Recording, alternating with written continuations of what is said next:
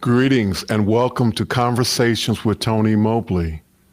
On Conversations with Tony Mobley today, we are having a conversation with Dr. Hasmukh Gajjar, medical doctor, business owner, video production professional, and he is also the original guest of Conversation with Tony Mobley. This, however, is episode 39. Why are we here? We're here because life has provided me the opportunity to have real conversations with real people. First, I want to thank my guest, Mr. John Preto, for our conversation last Wednesday. It was a very interesting conversation, and we are going to be talking more about the rockets in the future. I want to thank the team behind Conversations with Tony Mobley. So we are here to have real conversations. We hope to help others with these conversations, but I need your help. Register on the website conversationswithTonyMobley.com, where you can participate in the Mukana chat, which is a chat that will allow you to put in your questions and have those questions voted up and down. Ask questions in the Conversation with Tony Mobley Mukana chat. If you like this and past conversations, we ask that you like and subscribe. And we're going to ask you also to set the bell to all notifications so that you can be reminded of upcoming conversations. And so now we are going to have our conversation with Dr. Hasmukh Gajjar. And the first question is going to be, who is Hasmukh Gajjar? So, Tony, how much time do we have? we have an hour and a half that we can talk about a great many things. Yeah. Okay. So I was born in Uitenhage, and I turned 71 last week. And happy birthday! Thank you so much. I remember our memorable 70th birthday with everybody in office hours doing their bit, so it was wonderful. So I remember that very, very nicely. So I was born in Uitenhage, which is on the eastern coast side of South Africa. I came to study in Cape Town in 1971 to do my medical degree. And I came to Cape Town because our system at that time called apartheid literally dictated what I should study and where I should study. So essentially I had to come to Cape Town because I was attending what we called at that time a white university. And if I chose engineering, because this may have relevance a little later, I had to go to an Indian university, which was outside in Durban. So my family, most of my family chose to study medicine because they wanted to study in Cape Town. I graduated in 77, did my internship, then 2 more years in hospital practice. I ended up in, but during my hospital practice, which was about 1984, I bought my Apple IIe computer. So, strange enough, when I was on call, fortunately I was in a specialty where the calls were quite quiet in the evening. So I used to haul my Apple IIe to my room at the hospital. And I was kept awake, not as a doctor, but as a budding technician, going through my Apple IIe at night. And then I went into private practice because I had a family to support. I had 2 brothers who were studying. I, in fact, had my first son when I was in my final year in my studies. And I had my second son when I was doing internship. So not very good planning, I must say. But in hindsight, I'm very thankful. So my son turns 45 this year, my eldest son. And my second son is 44. So I then went into private practice mainly because of financial constraints. And I didn't enjoy that at all because I was too long in a hospital and I was too accustomed to real pathology. And I found private practice or general practice, as we call it here, quite unchallenging. So I had a computer which interested me more than medicine. And one of my patients came in one day, and he came in a few times to my practice, and he said, wow, I'm very impressed by a doctor who has a computer on his desk. I'm not so sure about your medical skills because I still have a problem that I came to you for 2 years ago. So this must have been about 85, 86, and we became good friends, and we shared a lot of interest in technology. And yeah, so in fact, he started a business and he asked me to help him in his business. I was interested in specializing. I wanted to do radiology. And I guess I was more of a marketing person or a communications person. So he asked me to help to grow the business before I go to do my specialty. And one thing led to another, and I ended up in technology and never left it. So I did not leave medicine by design, neither did I get into business I'm going to by stop you. design. I'm going to stop you.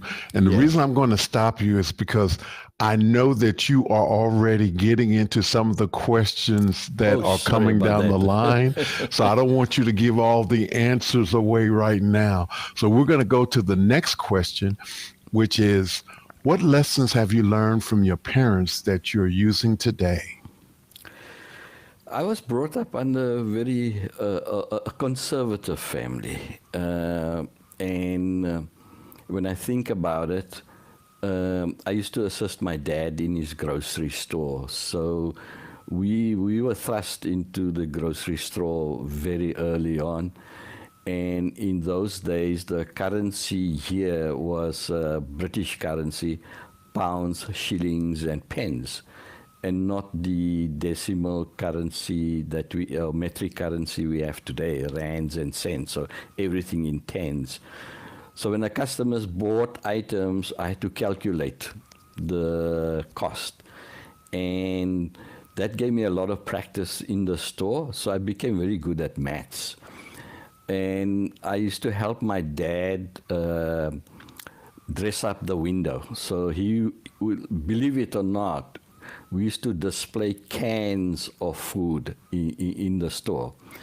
And he would line up the cans vertically, and they all had to be very aligned. So I had to go outside and indicate to him whether everything was aligned or not. So he was a perfectionist. And I think that has been running in my veins ever since I've known that if you do something, do it very well or don't do it at all. So that was something that I learned from my dad. My mom, on the other hand, was always kind, very, always assisting, helpful, generous, very generous. And I think that's probably another part of me that was sculptured by my mom. So I think the lessons learned is really humility, to be truthful. I remember my mom reading stories to me at night, and they always had a theme, morality and being truthful, being kind, and so those were all ingrained. So great lessons, Tony. You know, as you were talking, I was thinking marketing and then kindness and generosity, seemingly traits that most of us who participate in office hours seem to share. And it's interesting that that you shared that. Thank you so much for sharing that. And the next question is, let's see.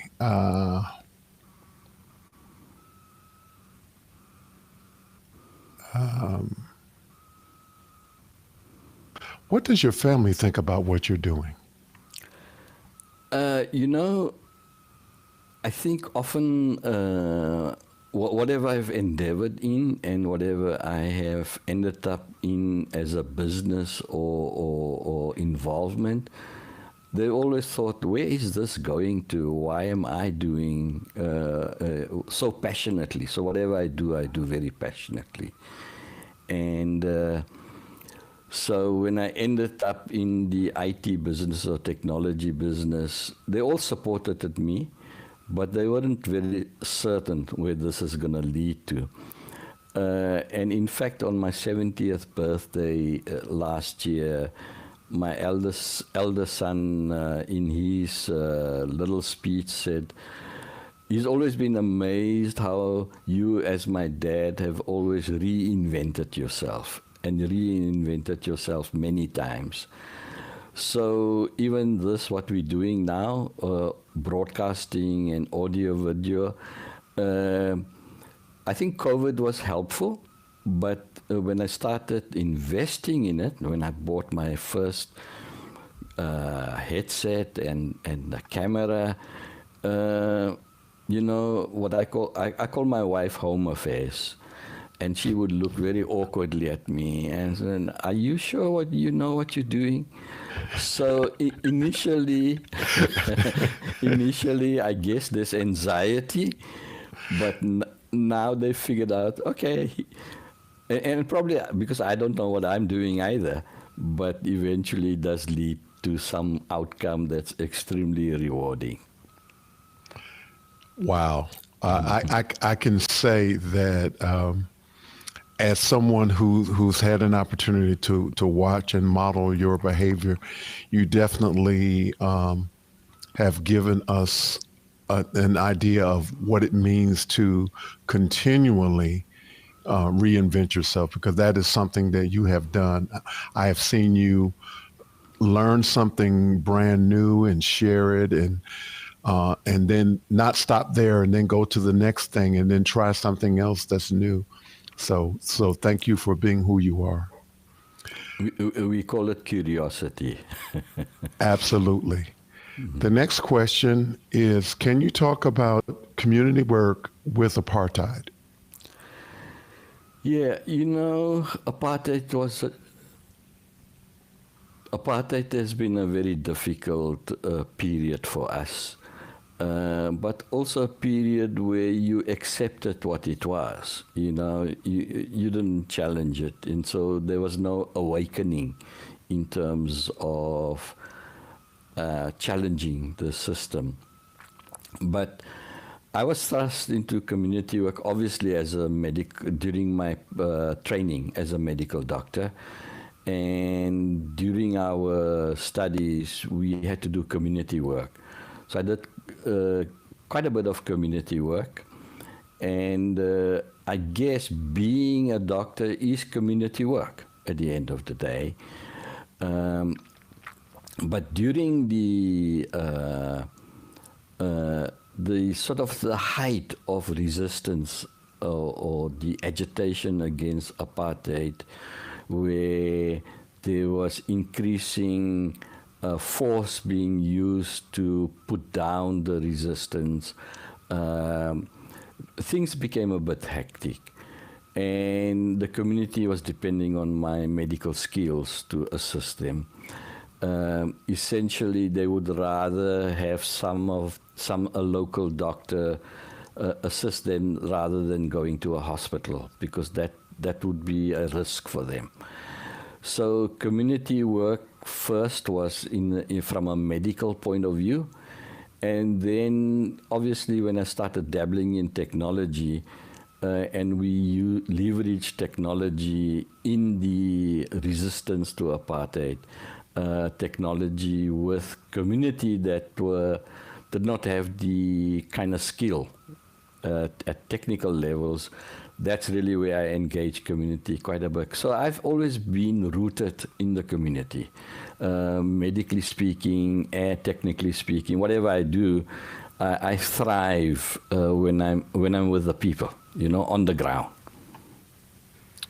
I'm going to ask you I want to talk a little bit more about leveraging technology as far as the apartheid movement.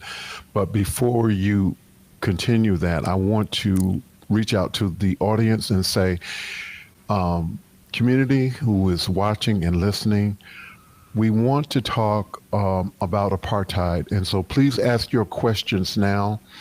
We're going to, this portion of this conversation is going to be principally about apartheid. So if you have questions about apartheid and South Africa in general, I'm asking you to ask those questions now, because the latter half of our conversation tonight is going to be pretty much about what Dr. Gajjar is doing right now in the video production sphere. So please ask your questions about apartheid at this time. Thank you so much. So you were talking about leveraging technology for the movement. Yes. So, I mean, the initial involvement again was by accident rather than design. Since I had a computer in my medical practice, I knew quite a bit about databases. And the problem was that when there was sort of violent confrontation and people were injured, the police would visit the doctors or hospitals to literally pick up folks who were injured in the protest and march them off to prison, literally prison, thousands and thousands of people. Unfortunately, many doctors were too afraid to challenge the system, and they would comply with requests from the police. My instinct was to resist that, and I would basically show them the door. And the leadership that led the movement, we called it the United Democratic Front, because the ANC was banned at that time, so they could not be active in the country. So United Democratic Front was an organization, a community-based organization formed to agitate against apartheid. And the leadership there kind of sought me out to assist them with compiling a database of doctors that were deemed to be safe. And so I created this database and I distributed to the various communities throughout our province, the Western Cape. And that's really how technology, myself, and the resistance to apartheid initially met. Wow. And very few people had computers. So once the sort of that period not ended but slowed down, the movement realized that we need to promote computer literacy. So very near my practice, they formed a community-based training organization. And it was called Computer Education Society. And they would then train the general folks on computer literacy. So I was roped in to advise and assist them quite a bit. And this was long before I got into the business. So my medical practice was entwined into my medical skills and my computer skills. So this sort of was woven so intricately, so I couldn't separate one from the other. But that's just how, one didn't choose, one didn't make a choice, one didn't think about it. One was just thrust into it. It just became a natural thing to be involved in supporting the agitation to get rid of apartheid. It's kind of funny that you share that, because I was every job that I've had as a very young man had to do with, I worked in education as a substitute teacher, and I worked at the Boys and Girls Club, and I worked at the YMCA, and I worked as a social worker, case manager, and all of these jobs, I ended up being the person that was known as the computer guy. Yeah. And so I can definitely relate to everything that you shared.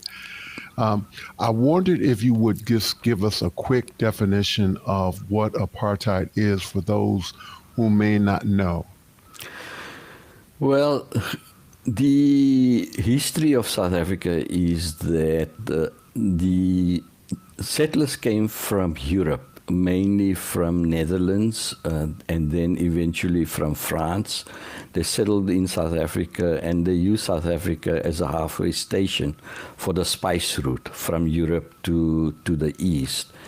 And so there were Dutch settlers here in the Cape Colony, and the English settlers came in 1820. And the English then dominated the Cape Colony, and the original Dutch settlers then migrated northwards, which is now in the Pretoria, Johannesburg area. So I'm giving you a very quick history lesson here. So Okay. there was this huge war called the Anglo-Boer War, and the English basically won that war. So, and that war was also not good based on the history that we understand, because there was interned camps, and it was not pleasant. So the mainly Afrikaans-speaking community, which was the original descendants of the Dutch in South Africa, mounted almost a movement to try and dominate the leadership in South Africa. And so, look, apartheid started 300 years ago when the first settlers came to South Africa. So it's not new, but it was not as legislated as when the Afrikaner community won the political power in South Africa. Okay. And I think it was soon after World War II.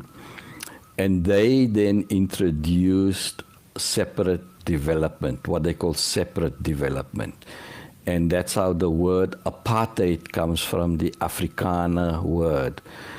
And their philosophy was that each community, meaning each race, should have its own developmental agenda. And that's geographical, political, culture, and those should not mix. So that's really what apartheid was. Separate but equal. Separate but equal, and obviously in reality separate but very unequal. Unequal, yeah. I understand. How are things in South Africa now? We celebrate what we call Freedom Day, which is in April, and that's really when Nelson Mandela was inaugurated as the first president of a free democratic South Africa. So we've largely been politically more free, but it was such a system for 50 years, 300 years, and maybe 50 odd years implemented in South Africa, where majority of the population was excluded from the economy. So the education system and the political system relegated black people to the labor side of the value chain. And so it's an enormous hurdle to overcome. And many remnants of apartheid are still very, very apparent. So a lot has changed, but not much has changed. So it's become more of a class economic separation. And the economic separation is really informed by our past. It's really important because there's a lot of comparison between apartheid and the struggle, civil rights struggle in the USA, with one major difference, and that is that people of color are in the majority in South Africa. So out of a population of 55 million, there are 4 to 6 million white, and the rest are of color. So it's the country is faced with a lot of challenges. Unfortunately, like many freedom movements all over the world, they seem to have a predictable journey. And as folks come into power, they tend to not be so mindful of the struggle we've come from. So our biggest problem in South Africa has been corruption. So we have enormous corruption, and that has decimated our infrastructure and a lot of our government's ability to deliver services to the community. Fortunately, the tide has turned, but it's a struggle. So South Africa is waging a new struggle where it was against the apartheid system. Now we're waging a struggle against good governance and making sure that we continue the developmental path that Mandela had envisioned. So I'm being truthful, Tony. So it's tough. It's very tough. Thank you for sharing that. That's amazing.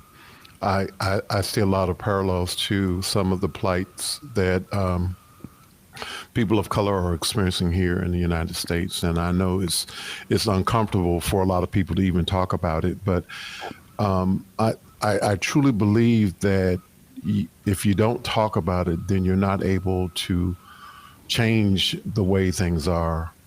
And so thank you for sharing that.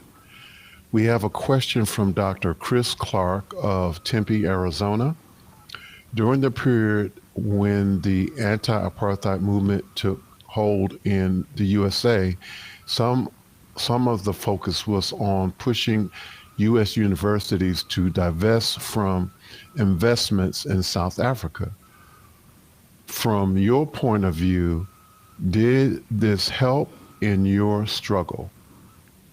The answer is absolutely. The support, especially from the US, the support from especially the UK was quite muted. There was hesitancy in challenging the apartheid government at that time. And with folks like the late Archbishop Tutu and others that were in the United Democratic Movement that agitated for the globe to get involved, to put pressure.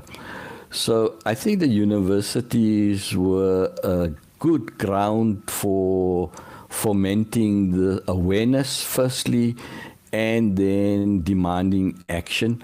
Many of the universities were investors in many other businesses. So that kind of pressure trickled down to businesses and increasingly started the struggle by isolating South Africa more and more. So sports isolation was initially the way sanction was applied. But when the economic sanctions were beginning to take root, I think that it really, really helped the struggle, but also spurred the agitation within South Africa with that kind of support and the international community demanding that this system be eradicated was extremely, extremely helpful. Wow. Powerful. Thank you, Dr. Clark, for that question. Thank you, Dr. Gajjar, for your great answer.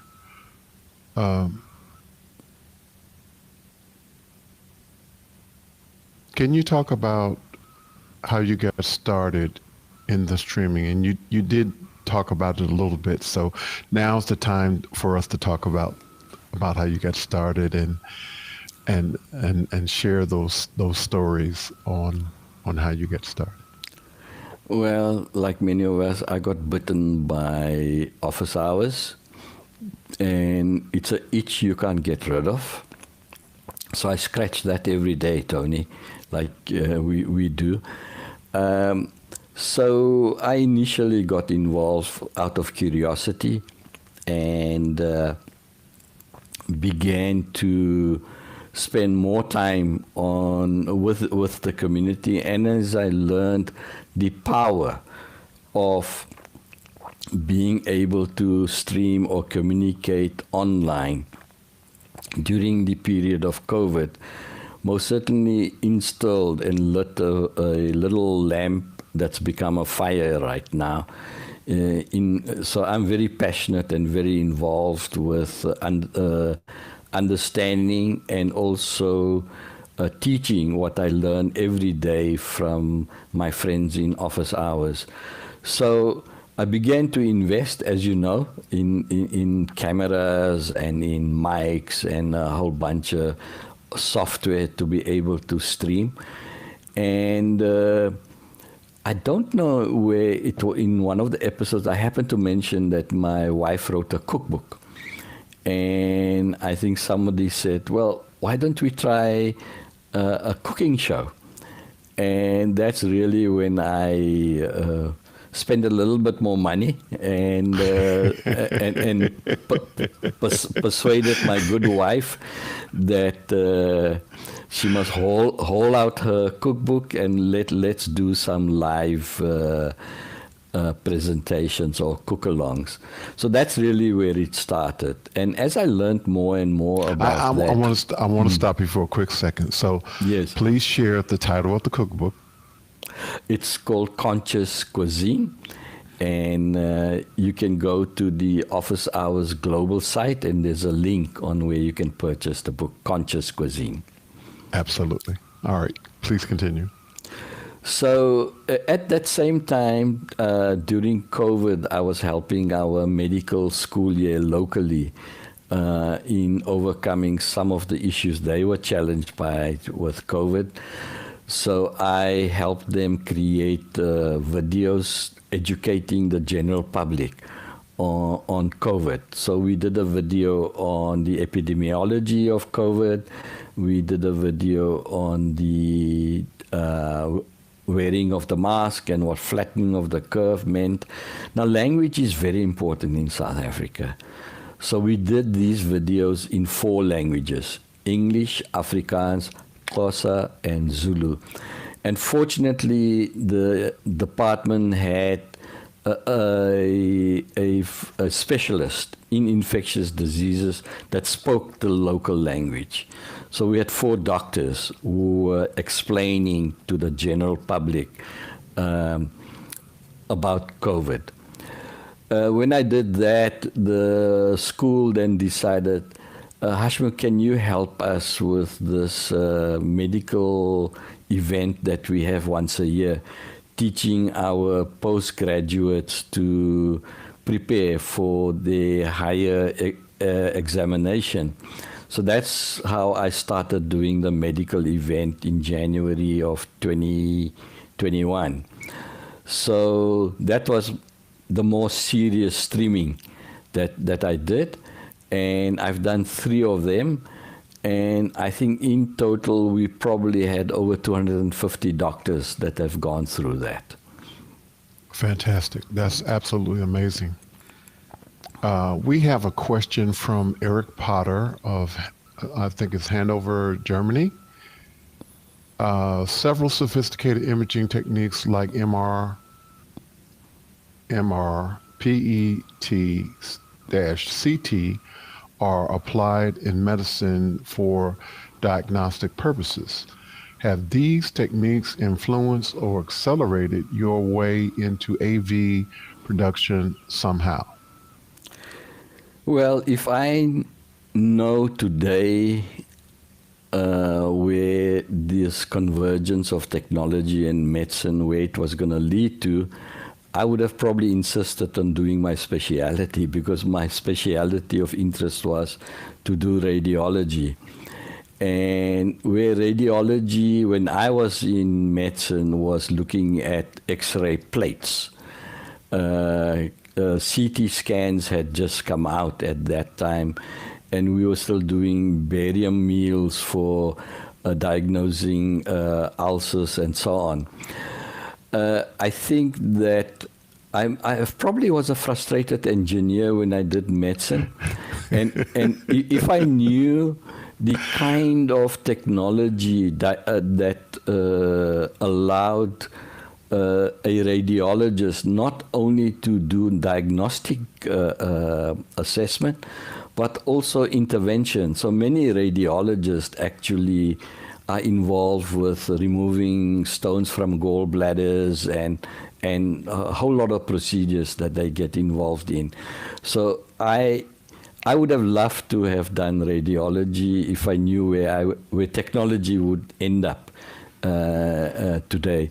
Fortunately for me, my son is a radiologist, so I often share his. He is more doctor than technologist, but he has to use technology to do the doctoring. So we have interesting conversations about the convergence of technology and medicine. But it's absolutely amazing what diagnostic radiology has done and how imaging has literally catapulted the diagnostic capability of medicine. So it's fantastic. So really, it has a huge impact. Whether it's had an impact on me in terms of the AV production, I'm not so sure. We have another question. The question, can you talk about the digital divide? The country is divided, as I alluded to earlier, so even in technology, I've been agitating up to now with politicians and the rest of business as well, that our past informs our present, meaning that those who have access to skills and knowledge and those who have access to capital are getting involved in the business of technology.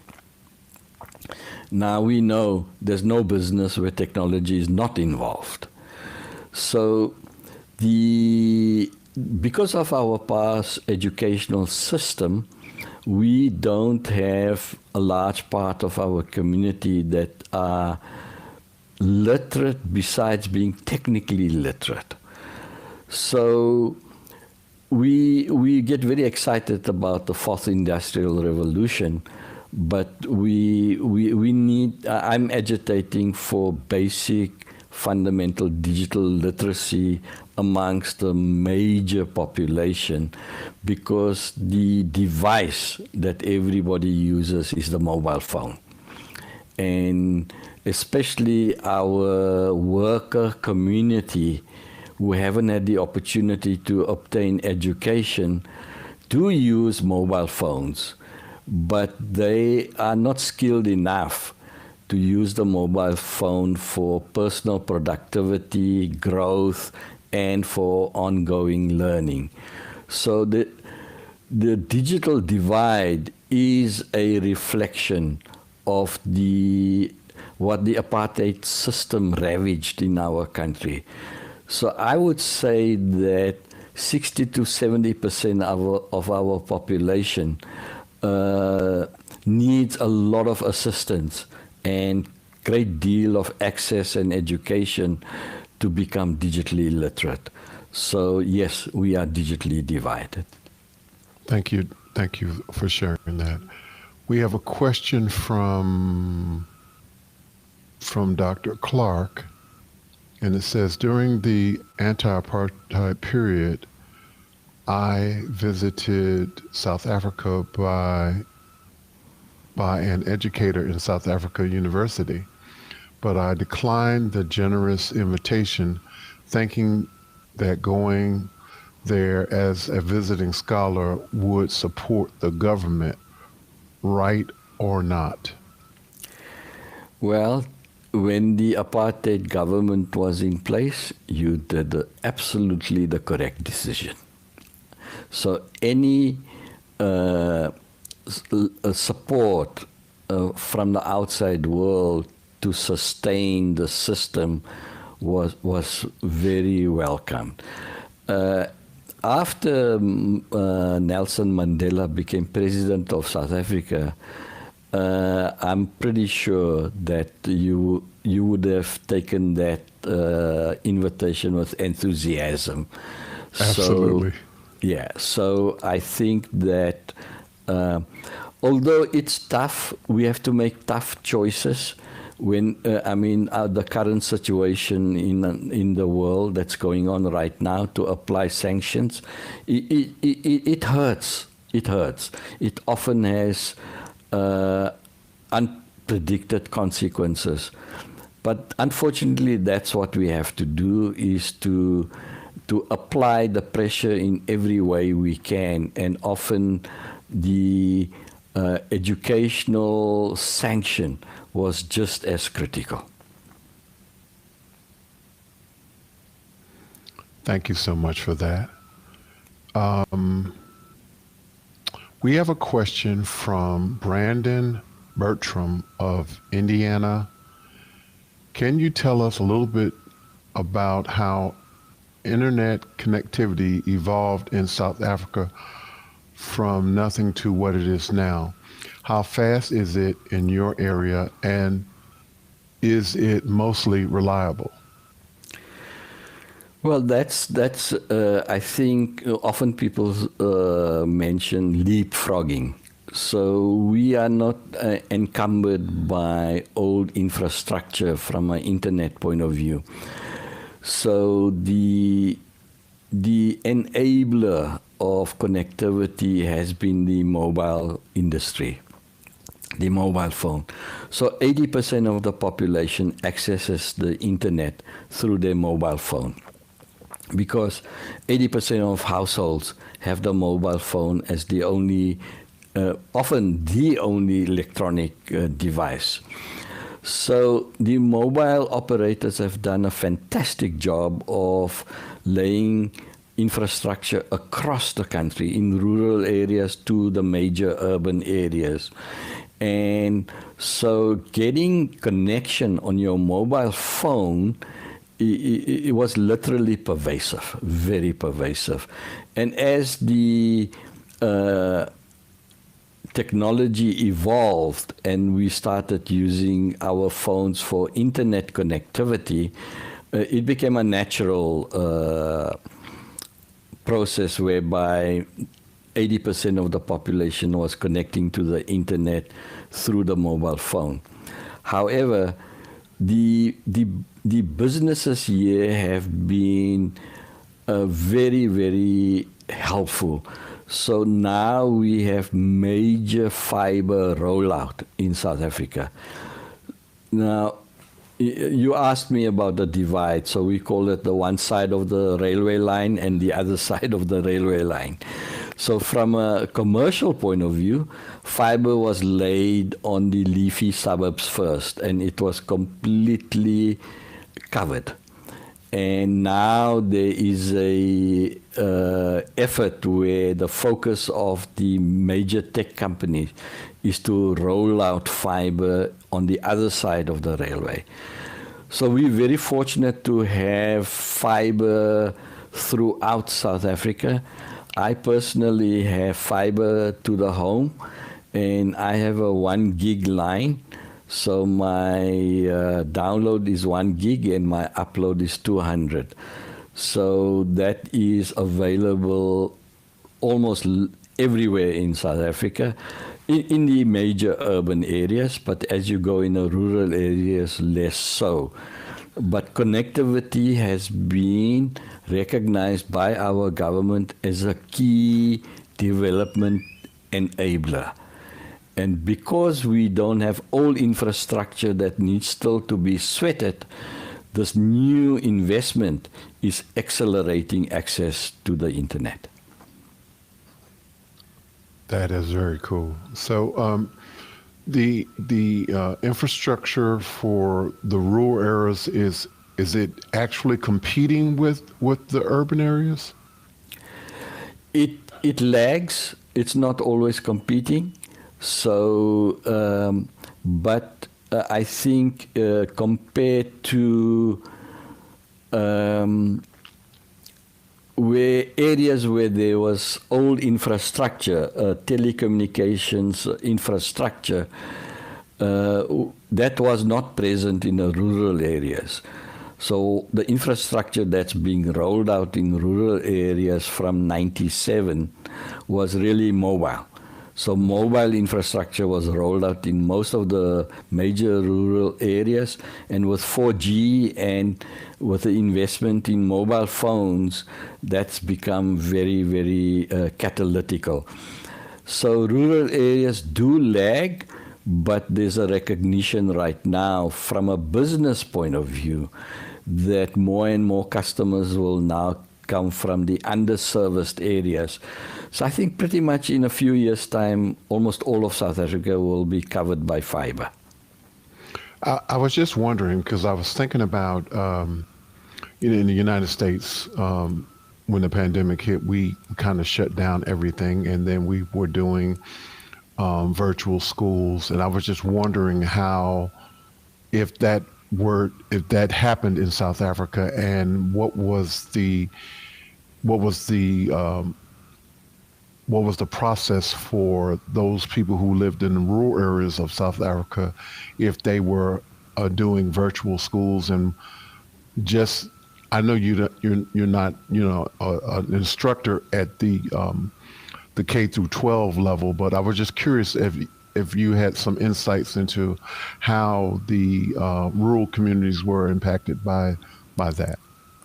No, look, I think let me not paint such a rosy picture. I mean, we talked earlier about the digital divide, and that is really in the school system as well. So many of our schools across the railway line is still underinvested. So they still struggle with connectivity. They still struggle with devices.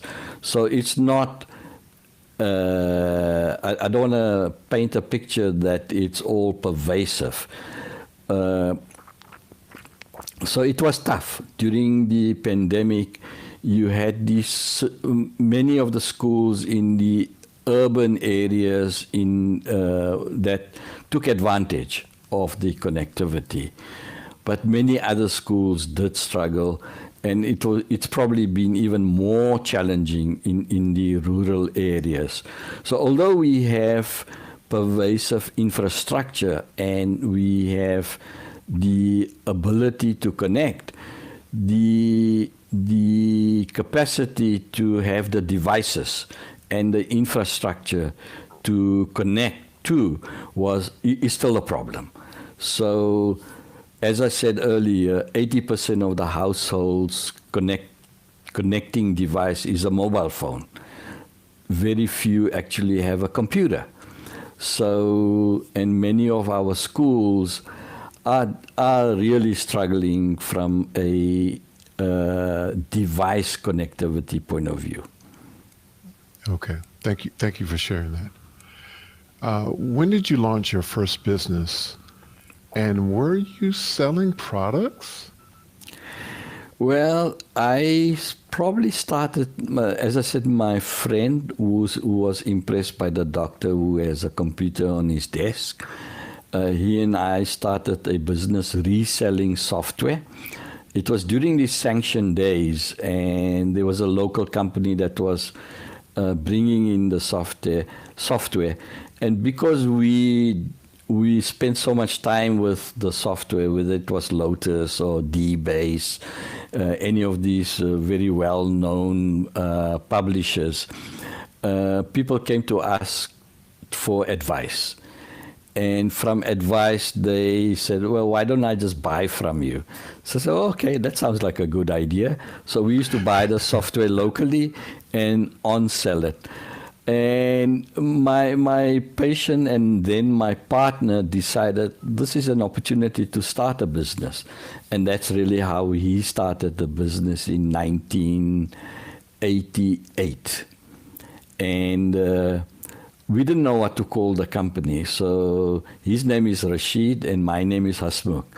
So we said, why don't we call it just HNR? Hey, that sounds great. H is for Hasmukh, N for nobody, and R for Rashid. So that was our first business venture, which we launched in 1988. So we started reselling software in 88.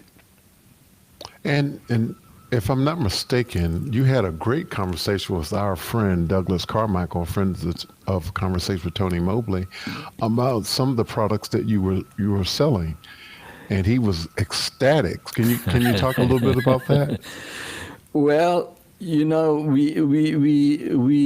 the local company was importing the software in spite of sanctions, and we were hungry for the software, so we bought the software for our own interest, and then, as I said, we were on selling it. And then we said, you know, we really should be direct agents for these software companies. And so in 1988, we decided to go to Comdex in Las Vegas. And although I am of Indian descent, my grandfather came here in 1905 in South Africa. So my dad was born here, and I'm second generation South African. Politically, we all were considered ourselves black. Now, Steve Biko was very instrumental in that thinking, because in the apartheid system used to call us non-white. Anybody who was not white was non-white. And Steve Biko said, we are not non-something. So we are black.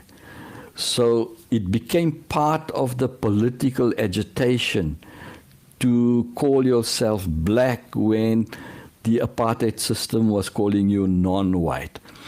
So it became quite natural to call yourself black if you were not white.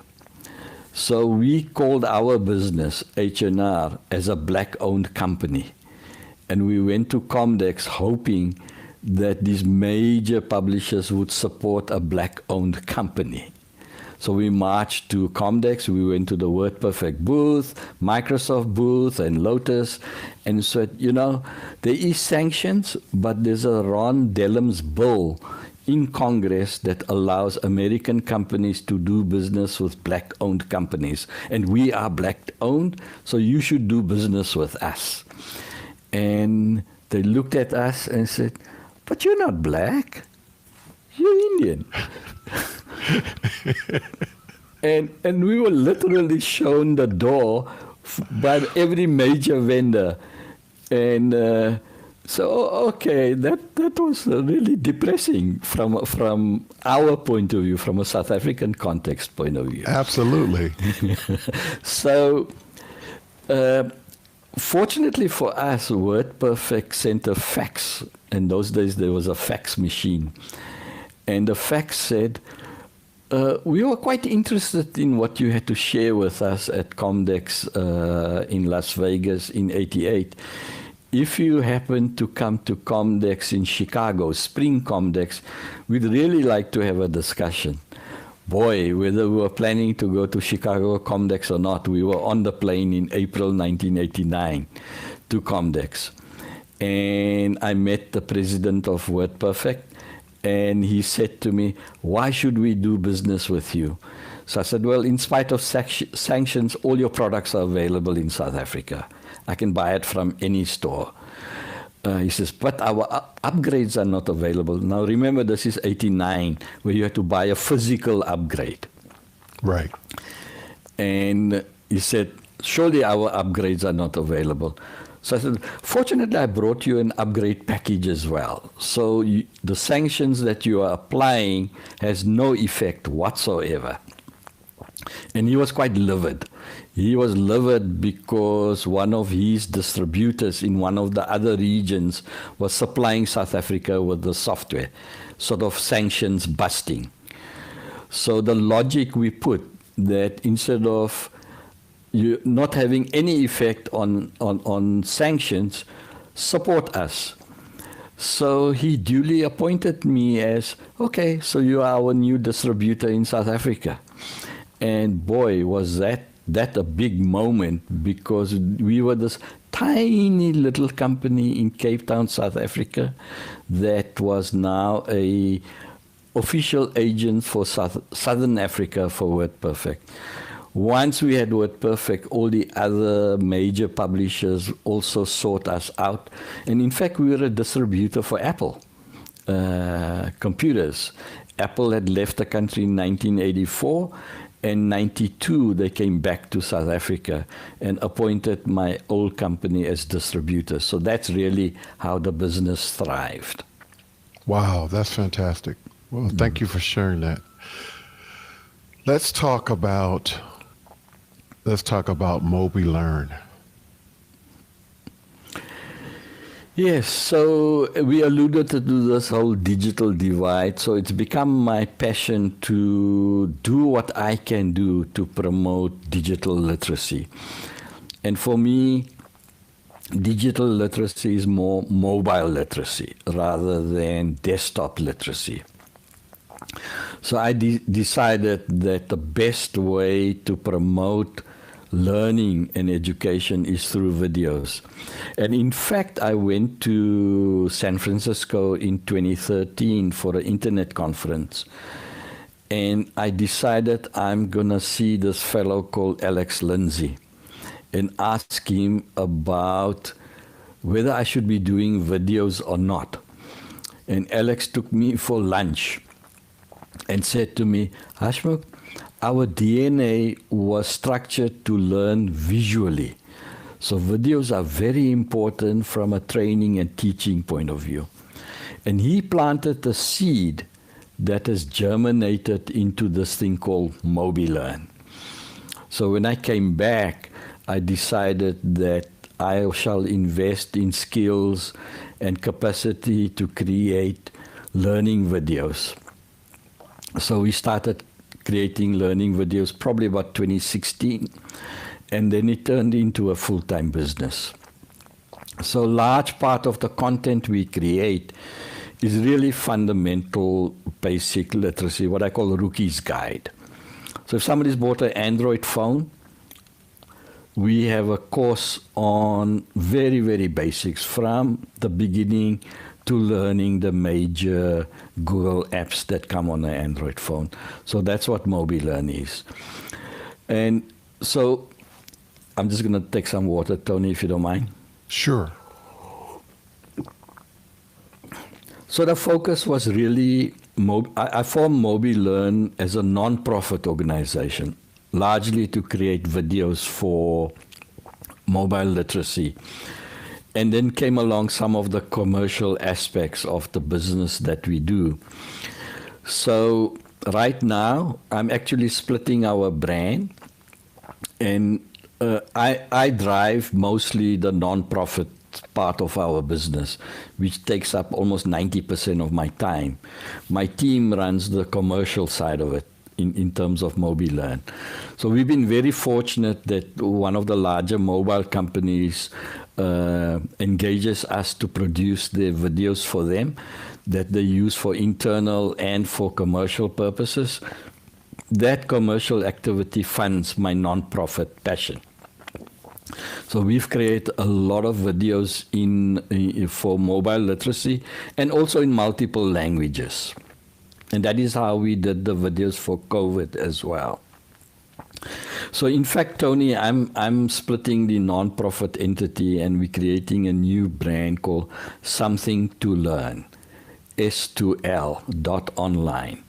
So my non-profit, what the mobilearn non-profit effort and content, we're going to migrate to this new brand called Something to Learn. So you will see that very soon. We're going into a major drive. And my biggest challenge right now is to create awareness that there is this free content. Fantastic. And share for right now, can you share the mobilearn website, please? It's mobilearn.africa. So we chose .africa to support the Africa domain. So I always believe, the money I spend in creating that domain, that money remains in Africa. So that's why we chose .africa, mobilearn.africa. Have you thought about mobilearn use in other parts of the world where there is a need? Ironically, I think what's going to happen is there'll be greater awareness and probably more usage and demand outside of South Africa, and that will probably then have an impact in South Africa. And unfortunately, that's just the way it works here in South Africa. If there's a greater acceptance outside, it becomes the accepting thing inside. I think that, unfortunately, as I said, we still live with a railway line. So those who have access to capital and the networks are able to thrive more easily and quickly and become very successful. The communities I'm trying to reach out to is the major population, 80% of the population. So it's tough to market to that population when they only have the mobile device as their primary digital tool. Thank you so much for that. We have a question from Zachary Sorensen, and he says, how are people with disabilities seen in South Africa as they use technology to help their everyday lives? South Africa, with the new regime that came in with Nelson Mandela, has tried to undo many things. Gender awareness, which comes with a greater focus on human rights, and with that also the focus on disability.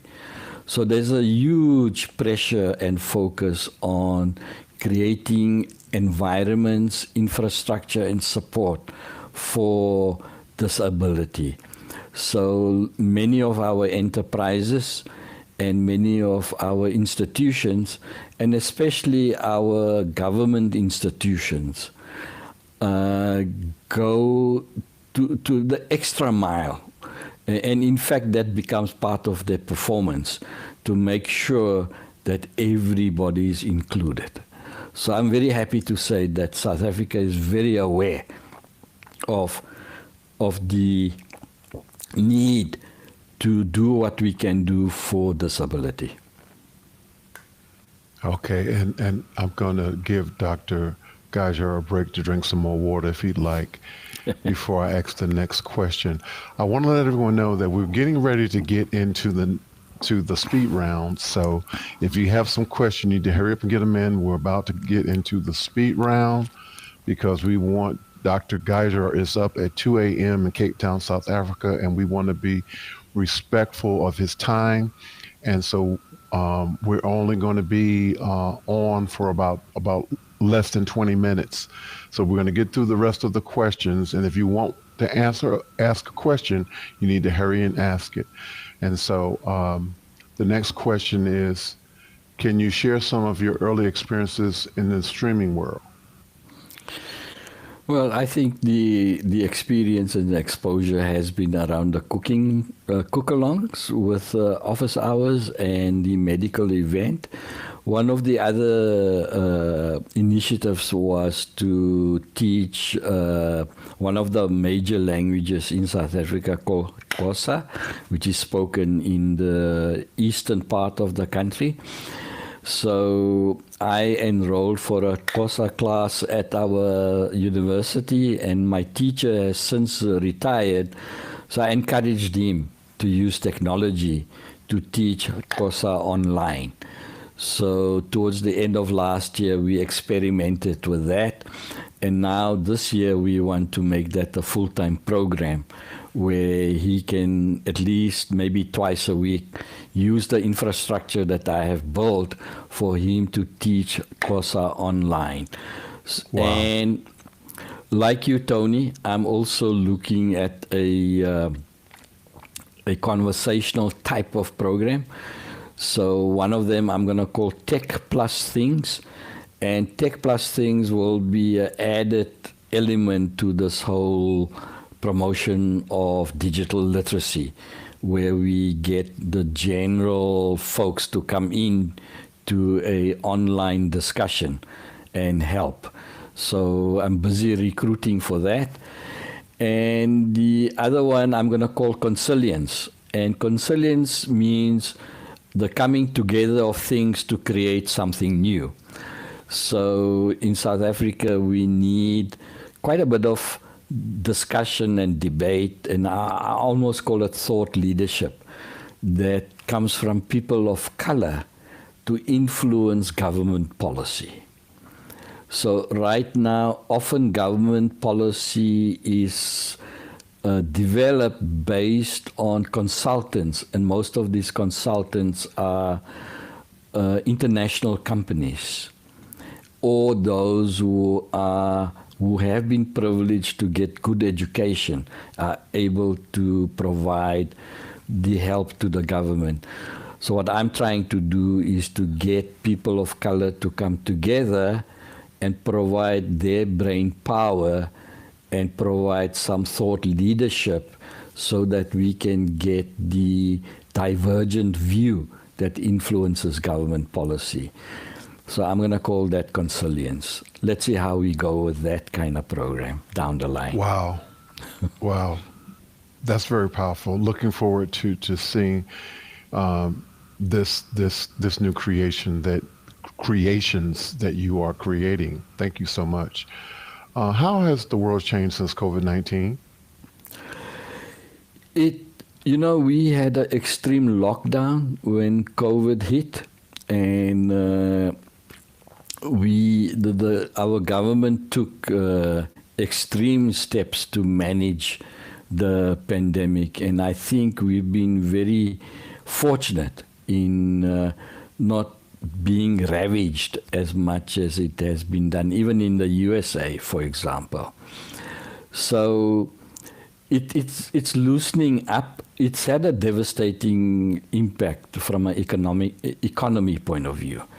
So we've been very fragile from developing our economy, and the COVID was very, very unwelcome. So it has pushed up our unemployment rate. The government did step up and provide a lot of social support to the majority by providing them with additional access to funding. So that has helped. But I think we are in a period of a turnaround. So it is turning around. And the need to put on face masks and to create social distancing was hardly resisted in South Africa. It has been accepted as something that we need to do to fight this pandemic. And in fact, still up to now, people still, when they're outside in public, they still wear masks. So COVID has had its impact like it has everywhere else, but I think it has been less devastating because we as a population have accepted the guidelines from our medical experts. That's I'm so happy for you guys. I wish, well, I wish that were the case here. Um, let's talk about things that you are working on in video production world right now. So what are you working on right now? Well, I'm learning every day, as you know. So I want to improve my live streaming, uh, and then look at the whole 3D side of video production.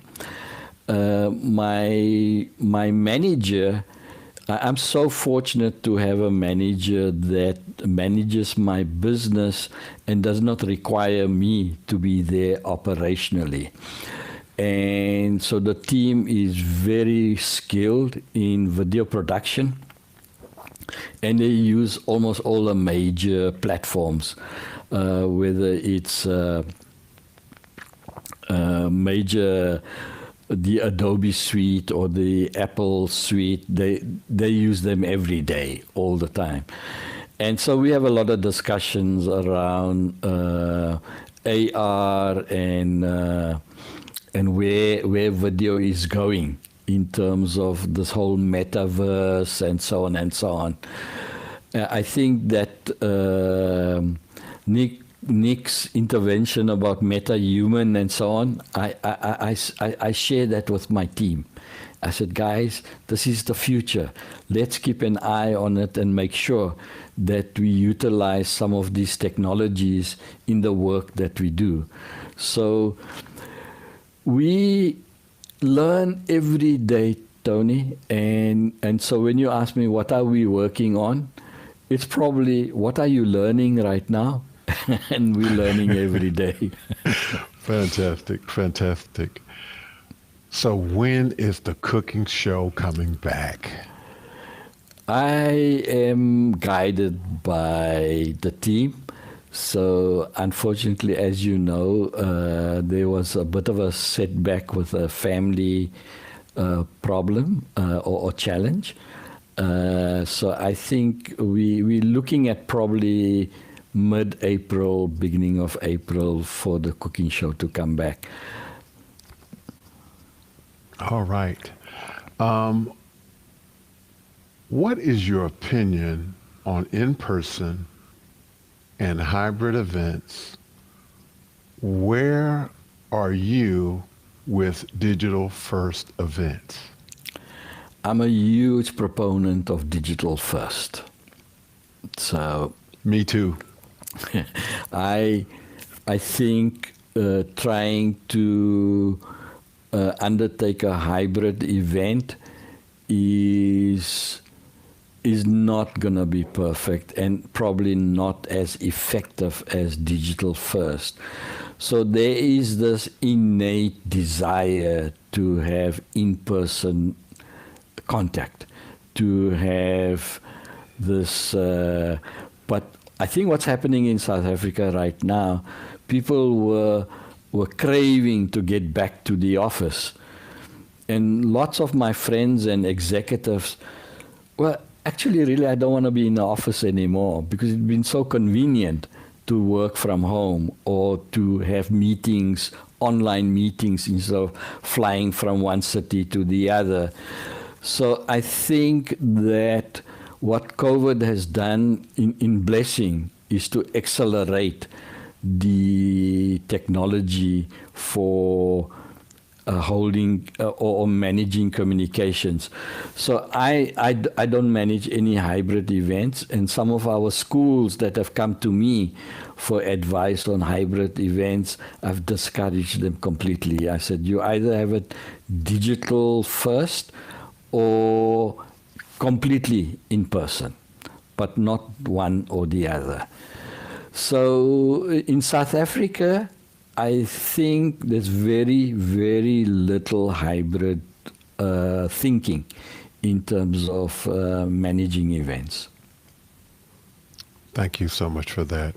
Where do you think virtual events is going? Well, I think the computing power and technology is evolving at an accelerated pace. and it's kind of hard to look at the crystal ball of where we're going to end up, but it's very exciting where it's going. I think that what virtual events has done is to remove the geographical boundaries. So, for example, our medical event, our medical school has realized that by having a virtual event, they have a far bigger reach. So we had many doctors from Southern Africa participating in the workshop.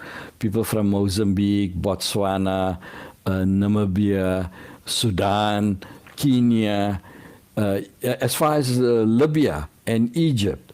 So virtual events, what COVID has done is say that our audience is a global audience. And so I think that there'll be an attempt to go back to the old ways, but having had a taste of the new way, I think the new way is going to prosper much quickly than the detractors want us to believe. Well, I want to thank you for participating in this virtual event that is global. I am in Georgia, near Atlanta, and you are in Cape Town, South Africa, and it's probably 3 a.m. your time. It's 4:16. 4:16. Wow. Thank you again, Dr. Gajjar, for being willing again to participate in a conversation with me when it's in the AM in Cape Town. Thank you again so much for that. Thank you. Thank you so much. Eric Potter is back again, and he says, do you have a local team for solving event production questions, or do you prefer to contact office hours / after hour members? We only contact office hours or after hours members for help. So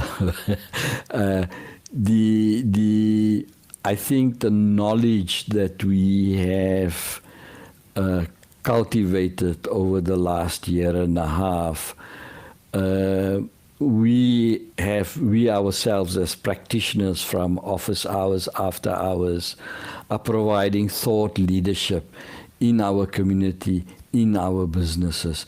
So many of the folks I engage with here locally are just extremely astounded, especially people who know me. How the heck do you know all this stuff? And when I describe my setup, for them it's completely mind-blowing.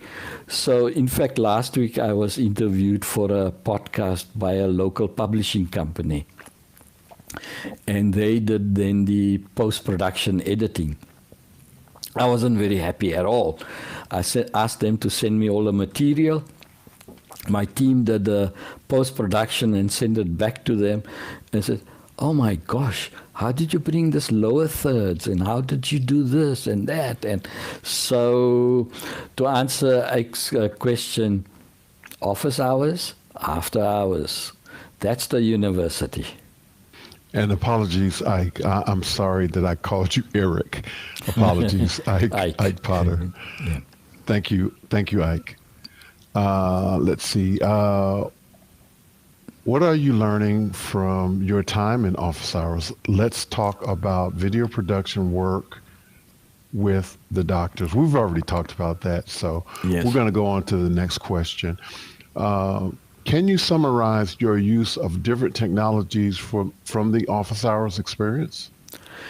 Yes, so I think that, we've got the ATEM Extreme ISO, we got a Stream Deck, we're using Mix Effects for super sources, we're using the MixPre, PR40 mic. All of these have been fully utilized in my medical event. And for my medical event, I invested in the teleprompter as well. So the folks from office hours helped me quite a bit in all the decisions I made in terms of where I invest and where I focus on. So the technologies that I have invested in or spent time learning are probably the ones that most folks in office hours are engaged with, are focusing on, and having discussions on. And so the key technologies for me are the ATEM has had the greatest impact, and my 6K cameras have been wonderful. And my in-ear monitor, as you know, it's fantastic. So we've used almost all the, shall we say, members of office hours and after hours, the common platforms and technologies that they've used is something that I have invested in as well. And I'm going to take this time to say this, and you probably didn't want me to say this, but I'm going to go ahead and say this. I am using in-ear monitors thanks to you, and I'm so thankful to have them because they make a tremendous amount of difference in terms of how I hear myself and how I can hear the team helping me out during our conversation. And again, thank you so much for your support with Conversation with Tony Mobley, and to me as an individual, I appreciate it. Oh, it's been a pleasure, Tony. In fact, I was listening to After Hours one evening, and I was listening to this conversation where folks were trying to guide you on your, I think you were using the headset at that time, the in-ear headset, and they were suggesting to you how to set it up and so on and so on. I said, you know what, Tony needs these in-ear monitors. So I contacted Guy, and Guy and I plotted together to get these to you. And so it's my privilege and pleasure to support your effort. Well, thank you again. And it makes all the difference, and I really appreciate it. And so what's next for Hasmukh Gajjar? Look, I'm 71 now, so I need to be realistic. So I'm dabbling in Dolby Atmos at the moment. So my project is to turn my music room into a full Dolby Atmos surround sound. I love listening to music. I spend a lot of time listening to music. And in fact, I was speaking to some folks on After Hours. I was listening to some Led Zeppelin music last night. And it took me back to my student days. So I will be dictated, as I've been dictated all my life, by events that drive my interest or focus.